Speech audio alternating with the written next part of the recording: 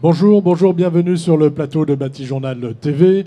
Nous sommes toujours à Équipe Baie et toujours en partenariat avec le magazine 5 Façades. Avec mes trois invités, nous allons parler de pauses qualitatives, mais de pauses qualitatives en rénovation. Elle est importante aussi dans le neuf, mais là, on va se concentrer sur la rénovation. Avec moi, monsieur Arnaud Meyer, bonjour. Bonjour. Vous êtes de l'AQC, vous êtes ingénieur études de risque. Est-ce que vous pouvez nous rappeler ce qu'est l'AQC ? Donc l'Agence Qualité Construction, c'est une association loi de 1901 qui regroupe l'ensemble des acteurs de l'acte de construire autour d'une seule et même mission, donc améliorer la qualité de la construction et prévenir les désordres dans la construction. Et notamment ceux de la pose des fenêtres. Effectivement. En face de vous, Sophie Cuneau, bonjour. Bonjour. Vous êtes du CSTB, CSTB on ne présente plus.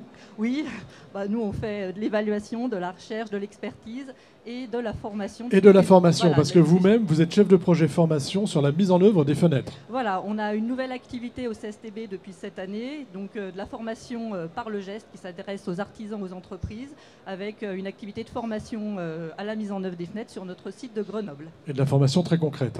De la formation pratique avec des murs, une halle de mise en œuvre de 400 mètres carrés, avec différents murs pour que les stagiaires puissent s'exercer aux différents cas de configuration de pose. Alors, on va y arriver. on peut continuer. Quentin Depléchin, bonjour. Bonjour. Vous venez du bureau d'études VSA. Vous êtes architecte. Je suis architecte. Quel est ce bureau d'études ? VSA, c'est un bureau d'études techniques qui est spécialisé dans l'enveloppe dans la façade, dans l'enveloppe, et qui traite toutes ces questions donc liées à l'enveloppe, thermique, acoustique, qui répond à toutes les exigences actuelles qui sont demandées à l'enveloppe. Voilà, donc vous avez une grosse expérience sur du bâtiment important, on va dire, logement, bâtiment prestigieux comme le Clou à Paris. Comme le Cloud à Paris, plusieurs équipements, effectivement, du logement, des bureaux, un peu tout. Un peu de tout. Alors on va faire un peu un bilan, un état des lieux avec vous, monsieur Meyer. La pose des fenêtres, c'est un vrai problème en rénovation ? C'est un vrai problème, je dirais oui, puisqu'en fait, c'est vrai que les fenêtres représentent, on estime qu'elles représentent environ 15% des déperditions énergétiques des bâtiments. Donc ça devient un élément, on va dire, central au niveau de... Est-ce que vous pouvez remonter un petit peu votre micro, s'il vous plaît ? Ça devient un élément central, en fait, au niveau des problématiques de rénovation et notamment rénovation thermique. Et donc c'est pour ça que l'AQC mène depuis 2010 une enquête qui s'appelle REX Bâtiments Performants. Donc il s'agit d'une enquête de terrain avec plus de 750 opérations visitées. Et donc on recueille l'ensemble de ces retours d'expérience. Retours d'expérience qui sont disponibles sur notre site internet. Sur le site internet de l'AQC. Qu'est-ce qu'on constate du point de vue des fenêtres ? Alors sur les fenêtres, principalement ça va être la gestion des interfaces et notamment l'interface entre les parois opaques et les menuiseries, autant d'un point de vue pont thermique, donc d'un point de vue thermique, et que d'un point de vue étanchéité à l'air. Il y a une étude notamment du CT qui a montré que 40% des... CT, c'est le centre technique du CSTB ou de... Non, c'est pas le CSTB. D'accord. Donc, c'est pas grave. C'est les ingénieurs d'État. Oui, c'est les ingénieurs d'État. Ouais. En fait, ils ont montré que 40% des fuites du bâtiment provenaient des menuiseries extérieures et donc de la liaison entre la menuiserie, la fenêtre et le gros œuvre. Rapprochez un petit peu votre micro.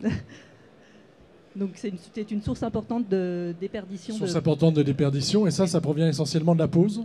Oui, ça provient essentiellement de la pose. En fait, les produits ont énormément évolué.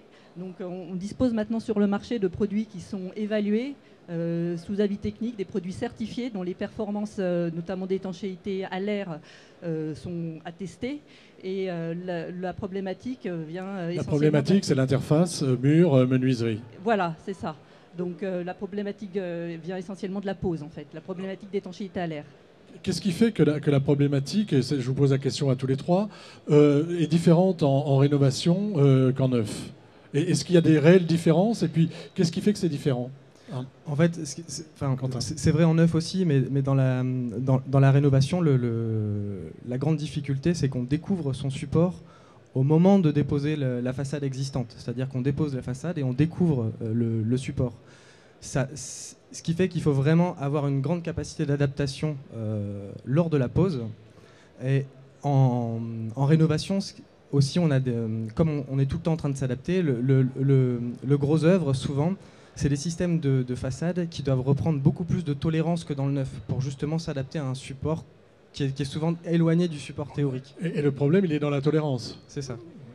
Oui, en fait, il y a tous les aspects de réception des supports qui doivent être bien pris en compte par le poseur, notamment en neuf, mais également en rénovation. Donc, il doit pouvoir voir si les supports, notamment s'il fait de la pose sur ancien dormant, si les supports sont suffisamment sains et plans pour pouvoir accepter la nouvelle menuiserie, ou sinon faire une reprise des anciens supports avant de faire la pose des menuiseries pour assurer donc ce calfeutrement. Voilà, mais le souci, comme je le découvre au moment de la dépose des menuiseries, ça peut poser un problème de coût qui n'a pas été prévu. Comment c'est géré ça? Alors, je sais pas si plus de coûts, c'est de pérennité et de performance par la suite. C'est-à-dire que si on a un support qui n'est pas bon, ou si notre système de façade, la fenêtre qu'on vient mettre, par exemple, ne sait pas reprendre, n'est pas en mesure de reprendre les tolérances qu'il faut reprendre, on va avoir des problèmes d'étanchéité à l'air, des problèmes acoustiques, des problèmes thermiques qui vont apparaître. Voilà. Sur l'approche, vous parliez d'approche globale tout à l'heure. Oui. Sur cette approche globale, est-ce que c'est possible en rénovation ? Oui, tout à fait. Et c'est d'autant plus important que bien souvent, en fait, en rénovation, le remplacement des menuiseries et l'isolation, par exemple, de l'enveloppe, parfois ne se fait pas de manière simultanée. Donc là, c'est vraiment quelque chose de sensible. Il faut vraiment aborder la menuiserie comme un système intégré à un environnement, avec intégré notamment un plan d'étanchéité, un plan d'isolation, et veiller à garder la continuité de ce plan-là pour assurer donc une bonne performance et éviter des futures pathologies, et notamment des points froids avec des risques de moisissure qu'on a constatés sur quelques chantiers. Quentin ? Ce qu'on fait de plus en plus, nous, c'est en démarrage de pose sur les chantiers, c'est qu'on essaie de sensibiliser les équipes de poseurs. C'est-à-dire que dès le premier de série, presque au prototype, dès le premier de série, on a donc un échantillon de la façade. On réunit tous les poseurs, c'est ce qu'on a fait pour le projet Cloud à Paris. On réunit tous les poseurs et on fait des tests d'infiltrométrie devant tout le monde. Comme ça permet d'identifier les gens qui vont poser la façade, identifient les points de faiblesse. Immédiatement les points de faiblesse. Voilà. Et donc on est plus vigilant vraiment on sensibilise les gens qui vont poser la façade. C'est-à-dire que sur le chantier, vous prenez le temps de la formation en fait. Exactement. Vous allez direct sur le chantier. Est-ce que vous faites exprès de mal poser pour montrer les points faibles ? Vous allez jusque-là ? C'est pas nous qui posons, donc c'est les poseurs. Est-ce que vous demandez à un poseur de faire exprès de mal poser pour... Du tout. On pose bien, mais... Du tout. On pose bien, mais en fait, comme chaque technologie, chaque système de façade est adapté à un projet, donc à chaque fois c'est différent. À chaque fois on détecte des points de faiblesse qui peuvent apparaître lors de la pose. Chaque projet est différent, donc à chaque fois on a une formation qui est faite pour chaque projet. Pour chaque chose. Et c'est vrai que nous, en formation, en fait, on s'attarde à apprendre aux poseurs ce qui est contenu dans le DTU, mais surtout, on lui apprend le pourquoi il doit faire les choses pour qu'il puisse après s'adapter à chaque configuration de chantier, et notamment en rénovation, où en effet, les cas sont jamais ceux qu'on a appris à l'école, et le poseur devra toujours s'adapter à une situation particulière. Il faut qu'il ait une capacité d'adaptation à cette situation. Donc l'important, c'est qu'il sache pourquoi il fait les choses, et il faut qu'il connaisse les règles de pose pour pouvoir bien les mettre en œuvre sur le chantier et les adapter. Dans vos formations, vous allez spécifiquement sur la rénovation aussi ? Vous avez une session spéciale rénovation, ou est-ce que vous traitez un ensemble ? Non, en fait, on a une session de 2 jours qui traite de la mise en œuvre des fenêtres en construction neuve et en rénovation. Dans lequel le stagiaire va voir l'ensemble des cas de pose, parce qu'en fait c'est les mêmes règles de pose, que l'on soit en construction neuve ou en rénovation. C'est le DTU 36.5 qui s'applique, donc en fait on lui apprend les fondamentaux du DTU 36.5, et on lui apprend surtout à s'adapter aux différents cas qu'il va pouvoir rencontrer sur les vrais chantiers. D'accord. Monsieur Meyer, je crois que vous vouliez ajouter quelque chose par rapport à cette pose en rénovation. Oui, effectivement. Donc nous, c'est vrai qu'au niveau du DTU, effectivement, tout est, on va dire, tout est écrit dans le DTU. Et effectivement aussi l'intégration donc des menuiseries par rapport aux isolations thermiques par l'extérieur, je pense principalement. Donc Alors, là, on va effectivement, consacrer on a une émission spéciale à- Oui, je pense qu'il y a ça. matière à consacrer une émission spéciale sur ce sujet. Mais effectivement, les DTU sont très bien faits, avec des coupes très détaillées, etc. Mais on parle de s'adapter, excusez, je vous donnerai la parole après. On parle de s'adapter, mais est-ce que le DTU, lui, il est adapté à la rénovation? Est-ce qu'il est adapté à tous ces cas Oui, un peu il spécifiques? présente en fait. Il est vraiment exhaustif. Oui, il présente les configurations en construction neuve et les configurations en rénovation. Donc le DTU est bien exhaustif. Maintenant, des fois, il peut être un peu difficile d'accès. C'est pour ça qu'au niveau du CSTB, on a 2 guides pratiques sur la mise en œuvre des fenêtres en construction neuve et la mise en œuvre des fenêtres en rénovation. Mais on propose surtout en complément ces formations qui permettent vraiment d'expliquer le DTU et de faire de la pose réelle sur mur. Il faut toucher le matériau, il faut aller Voilà, le poser exactement. pour vraiment se rendre compte de la façon dont les choses se passent. Oui, il faut déjà apprendre les textes, savoir comment les lire. Par exemple, pour tout ce qui est calfeutrement, donc ce qui va avoir une importance fondamentale dans l'étanchéité à l'air de la fenêtre, il y a des cahiers des charges pour notamment les mousses imprégnées. Et il est important que les poseurs connaissent ces cahiers des charges et qu'ils respectent les préconisations de pose qui sont indiquées dans les cahiers des charges lorsqu'ils sont sur les chantiers. Et après, qu'ils sachent le faire, sachent le mettre en œuvre. D'accord, donc c'est vraiment quelque chose de complexe. Quentin, vous vouliez ajouter quelque chose? Oui, il y a une dernière chose, c'est que en rénovation, bien souvent, on a des temps de pause qui sont très courts parce que souvent les bâtiments sont des bâtiments qui sont déjà occupés. Donc pour déranger le moins possible l'usager, on a des temps de pause très courts. C'est un facteur qui peut... C'est ce qui se passe beaucoup dans le logement social, par exemple. Exactement. Et ce qu'on essaie de faire, nous, un maximum, c'est en rénovation, c'est de choisir des techniques de façade, des systèmes de préfabrication. Donc on fait un maximum de mise en œuvre en atelier pour ensuite venir, c'est ce qu'on a fait sur plusieurs projets, sur Cloud, sur Key West, ou même sur une tour de logement à Bagnolet.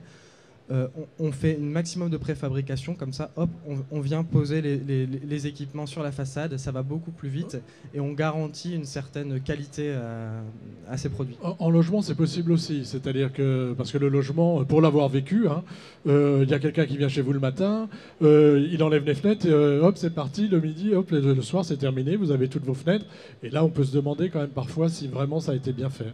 Alors en logement, nous, on a l'exemple, disons qu'il y a différents types d'interventions, différents types de phasage de travaux. Nous, pour la tour de Bagnolet, on a utilisé un système de phasage de travaux qui était un peu atypique. C'est-à-dire qu'on avait la façade existante, on n'y a pas touché. On a commencé par ajouter la nouvelle façade, la nouvelle peau par au-dessus, donc complément d'isolant, nouvelle baie. Et une fois que donc on n'était finalement pas tellement contraint par le temps de pause, vu qu'on ne dérangeait pas les usagers. Là, vous étiez à l'extérieur. On était à l'extérieur, et une fois que cette façade était installée, on vient chez l'usager, on dépose son ancienne fenêtre, qui laisse apparaître donc la nouvelle, et on fait simplement les raccords, les finitions à l'intérieur. Voilà. Mais ça garantit, selon vous, une pose de qualité? Oui. Et parce qu'il n'y a pas de risque, une fois que j'ai enlevé ma façade, qu'il y ait des fuites qui passent Non, parce que toutes les membranes d'étanchéité ont été posées depuis l'extérieur. Je pense que justement, en fait, ce qui vient perturber aussi, ce qui vient perturber la pose, c'est les délais aussi qui sont très courts sur chantier. Donc en se donnant un peu plus de lest à ce niveau-là, on garantit aussi une meilleure qualité de pose. Il faut du temps. Il faut du temps. Un point très important aussi en rénovation, c'est vraiment le travail du maîtreur, celui qui va faire la prise de cote et qui va choisir la fenêtre pour que celle-ci soit bien adaptée au support existant et qu'il ait pris les bonnes dimensions pour faciliter le travail du poseur qui va venir par la suite. Voilà, mais sur de la maison ancienne, parce que là on est plus dans l'habitat, Oui. Sur de la maison ancienne, c'est parfois pas difficile, assez difficile d'aller prendre la côte, parce qu'on ne sait pas trop ce qui se passe derrière. On ne sait pas trop ce qui se passe derrière, mais enfin, il y a quand même des critères. Il faut prendre les cotes au niveau de la dépose. Si on dépose les anciens dormants, il faut que Voilà. le C'est mode ce de que je pose voulais soit- vous demander par rapport. Est-ce qu'il faut déposer est-ce en rénovation, une pose qualitative, elle sera avec les anciens dormants ou en dépose totale? En dépose totale, vous allez limiter les ponts thermiques et améliorer la jonction entre la nouvelle fenêtre et le gros œuvre. Mais en fait, il va falloir des fois reprendre les supports existants pour assurer la planéité de ces supports et pouvoir bien effectuer le calfeutrement entre la fenêtre et le support. Donc plutôt dépose totale quand même. Plutôt, oui. Plutôt. J'ajouterais aussi que la conservation du dormant, ça diminue le clair de vitrage. Et donc, finalement, on a certes une nouvelle fenêtre, mais on a moins de lumière, la transmission lumineuse, enfin, la quantité de lumière qui rentre est moindre. Donc, on voilà. conserve le pont thermique, on a moins de clair vitrage, donc Voilà. finalement, c'est pas ce qu'on va chercher quand on veut rénover et apporter davantage de clair vitrage. Monsieur Meyer? Et moi, je voulais juste insister justement sur l'importance en fait de la réalisation du diagnostic initial avec justement une vision la plus globale possible. Mais c'est vrai que ce diagnostic-là, autant au niveau de la menuiserie existante même, le cadre, les fixations, etc., l'état de ces cadres-là, est-ce qu'on va conserver le cadre ou pas, etc. Mais aussi en fait l'environnement. Donc voilà, par rapport à l'étanchéité, etc. Mais c'est vraiment essentiel de réaliser un diagnostic le plus global possible. Et vraiment, à l'agence qualité construction, on insiste sur ce diagnostic Vous insistez initial. sur le diagnostic initial. Oui, notamment le système de ventilation existant, pour savoir si la fenêtre doit être pourvue ou pas d'entrée d'air. Donc Oui, dans le alors choix de la fenêtre, c'est un élément important. On en a débattu hier de cette Oui. problématique de rénovation, justement. Mais c'est un point et très de important en ventilation. rénovation parce que ça peut avoir vraiment des grosses incidences en termes de pathologie et notamment de développement de moisissures dans le bâtiment. Effectivement, je dirais même que ça devrait être un réflexe Oui. en fait, des menuisiers à chaque fois qu'on va changer une menuiserie, de s'interroger sur le fonctionnement de la ventilation, sur quel système de ventilation est en place, quel système de ventilation est prévu. Voilà, est-ce qu'il va être remplacé? Voilà, Parce est-ce qu'il que va ça, être c'est- remplacé? Est-ce que Voilà, quel type d'entrée d'air je vais mettre, je vais Exact. poser, Voilà. est-ce qu'elles correspondent aux besoins, aux nouveaux besoins, puisque j'ai étanché davantage. Exact, est-ce qu'elles correspondent en fait à la réglementation? Sur les gros bâtiments, ça peut même des fois venir perturber le système de désenfumage. Donc c'est toutes des notions qu'il faut prendre en compte. Ça peut jouer sur la sécurité aussi.